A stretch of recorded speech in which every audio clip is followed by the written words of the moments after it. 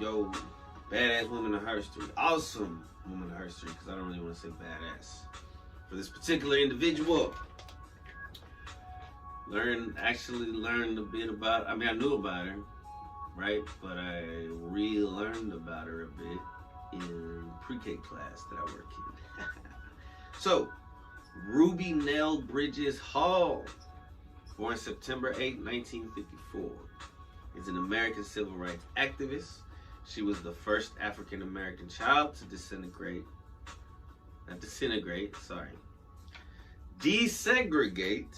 the all-white, that'd be crazy if she was the first African American child to disintegrate the all-white.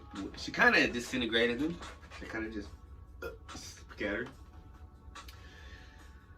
Okay, sorry.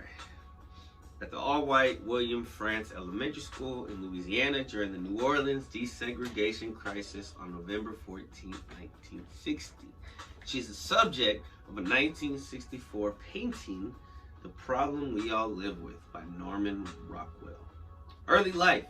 Bridges was the eldest of 5 children born to Avon and Lucille Bridges. As a child, she spent much time taking care of her younger siblings, though she also enjoyed playing jump rope, softball, and climbing trees. When she was 4 years old, and I said that weird. When she was 4 years old, the family relocated from Tylertown, Mississippi, where Bridges was born, to New Orleans, Louisiana. In 1960, when she was 6 years old, her parents responded to a request from the National Association for the Advancement of Sea People and volunteered her to participate in the integration of the New Orleans school system, even though her father was hesitant. Background. Oh, wait. This for all my head bosses. Whoa. HBK up in this. Whoa.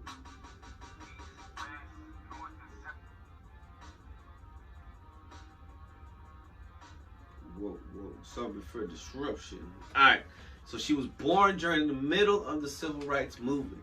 Brown versus Board of Education was decided 3 months and 22 days before her birth. The court ruling declared that the establishment of separate schools for white children, which black children were barred from attending, was unconstitutional. Accordingly, black students were permitted to attend such schools. Though the Brown versus Board of Education decision was finalized in 1954, Southern states were extremely resistant to the decision that they must integrate within 6 years. Many white people did not want schools to be integrated, and though it was a federal ruling, state governments were not doing their part in enforcing the new laws. In 1957, federal troops were ordered to Little Rock, Arkansas, to escort the Little Rock 9 students in combating violence that occurred as a result of the decision. Under significant pressure from the federal government, the Orleans Parish School Board administered an entrance exam to students at Bridges School with the intention of keeping black children out of white schools. Integration. Bridges attended, now this is crazy now because kids don't see color. Like, they just see kids. It's very interesting. Bridges attended a segregated kindergarten in 1959. In early 1960, Bridges was one of 6 black children in New Orleans to pass the test that determined whether they could go to the all-white William Frantz Elementary School. 2 of the 6 decided to stay at their old school. Bridges went to France by herself, and 3 children were transferred to McDonough number 19 and became known as the McDonough 3. Bridges and her mother were escorted to school by 4 federal marshals during the first day that Bridges attended William Frantz Elementary. In the following days of that year, federal marshals continued to escort Bridges, though her mother stayed behind to take care of the younger siblings. Interesting. Very interesting. Her father, as mentioned earlier, was initially reluctant, but her mother felt strongly that the move was needed not only to give her own daughter a better education, but to take this step forward for all African American children. Her mother finally convinced her father to let her go to the school. Judge J. Skelly Wright's court order for the first day of integrated schools in New Orleans on Monday, November 14, 1960, was commemorated by Norman Rockwell in the painting. The Problem We All Live With, published in Look magazine on January 14, 1964, as Bridge describes it. Driving up, I could see the crowd. But living in New Orleans, I actually thought it was Mardi Gras. There was a large crowd of people outside of the school. They were throwing things and shouting, and that sort of goes on in New Orleans at Mardi Gras.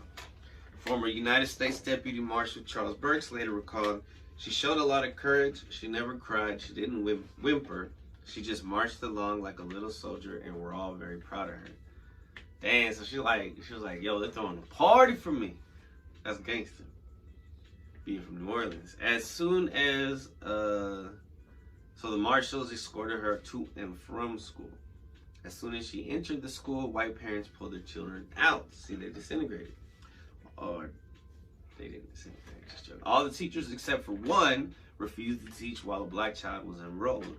Only one person agreed to teach Bridges, and that was Barbara Henry from Boston, Massachusetts. And for over a year, Barbara Henry taught her alone, as if she were teaching a whole class. That first day, Bridges and her mother spent the entire day in the principal's office. The chaos of the school prevented their moving to the classroom until the second day. On the second day, however, a white student broke the boycott and entered the school when a 34-year-old Methodist minister, Lloyd Anderson Foreman, walked his 5-year-old daughter, Pam, through the angry mob, saying, "I simply want the privilege of taking my child to school." A few days later, other white parents began bringing their children, and protests began to subside. Yet still, Bridges remained the only child in her class, as she would until the following year. Every morning as Bridges walked to school, one woman would threaten to poison her, while another held up a black baby doll in a coffin. What was Bridges? Racist and creative, what the fuck? Because of this, the U.S. Marshals dispatched by President Eisenhower, who were overseeing her safety, allowed Bridges to eat only the food that she brought from home. Child psychiatrist Robert Coles volunteered to provide think about that. I mean, of course, you better allow her. But I guess they're like, no, don't even try to get this one here. Child psychiatrist Robert Coles volunteered to provide counseling to Bridges during her first year at France. He met with her weekly in the Bridges home, later writing a children's book, The Story of Ruby Bridges, to acquaint other children with Bridges' story. Coles donated the royalties from the sale of that book to the Ruby Bridges Foundation to provide money for school supplies, or other educational needs for impoverished New Orleans school children. The Bridges family suffered for their decision to send her to that elementary school. Her father lost his job as a gas station attendant. The grocery store the family shopped at would no longer let them. Her grandparents, who were sharecroppers in Mississippi, were turned off their land, and Abbott and Lucille Bridges separated. Damn. Bridges has noted that many others in the community, both black and white, showed support in a variety of ways. Some white families continued to send their children to France despite the protests. A neighbor provided her father with a new job, and local people babysat, watched the house as protectors, and walked behind the Federal Marshal's car on the trips to school. It was not until Bridges was an adult that she learned that the immaculate clothing she wore to school in those first weeks at France was sent to her by a relative of Cole's. Bridges says her family could never afford the dresses, socks, and shoes that are documented in photographs of her escort by U.S. Marshals to and from school.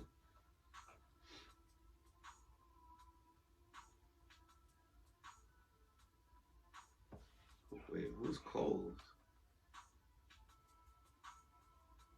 Oh, the psychiatrist, Robert Coles. Oh, wow.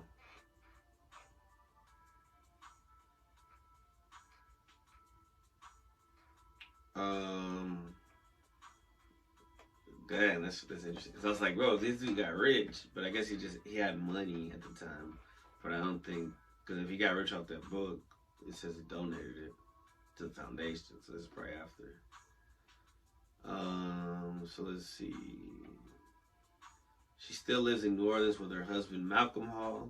Now she goes by Ruby Bridges Hall. And their 4 sons. After graduating from a desegregated high school, she worked as a travel agent for 15 years and later became a full-time parent. That's what my mom wanted to be, was a travel agent when she graduated. She's now chair of the Ruby Bridges Foundation, which she formed in 1999 to promote the values of tolerance, respect, and appreciation of all differences. Describing the mission of the group, she says racism is a grown-up disease and we must stop using our children to spread it. So in media, she's the subject of Lori McKenna's song Ruby's Shoes. Her childhood struggle at William Frantz Elementary School was portrayed in the 1998 made-for-TV movie Ruby Bridges. The young Bridges was portrayed by actress Chaz Monet, and the movie also featured Layla Roshan as Bridges' mother. I don't know any of those actors. Like hundreds of thousands of others in the greater New Orleans area, Bridges lost her home in eastern New Orleans to catastrophic flooding from the failure of the levee system during Hurricane Katrina in 2005. Hurricane Katrina also greatly damaged William Frantz Elementary School, and Bridges played a significant role in fighting for the school to remain open. Dope. In 2007, the Children's Museum of Indianapolis unveiled a new permanent exhibit documenting her life, along with the lives of Anne Frank and Ryan White. The exhibit, called The Power of Children, Making a Difference, cost not $6 million to install and included an authentic recreation of Bridges' first grade classroom. That's pretty tight. In 2010, Bridges had a 50th year reunion at William Frantz Elementary. Oh, I lost the page. At William Frantz Elementary with Pam Foreman Testro, who had been at the age of 5 the first white child to break the boycott that ensued from Bridges attendance at the school. I guess that's the daughter of the guy who was a priest who took his kid. A Methodist minister took his 5-year-old. Interesting. It's pretty tight, man, and she's still alive. Shout out to Ruby Bridges Hall. Alright, man. I'm getting hungry. I'm gonna eat more lasagna. And I keep getting text messages. I need a freestyle.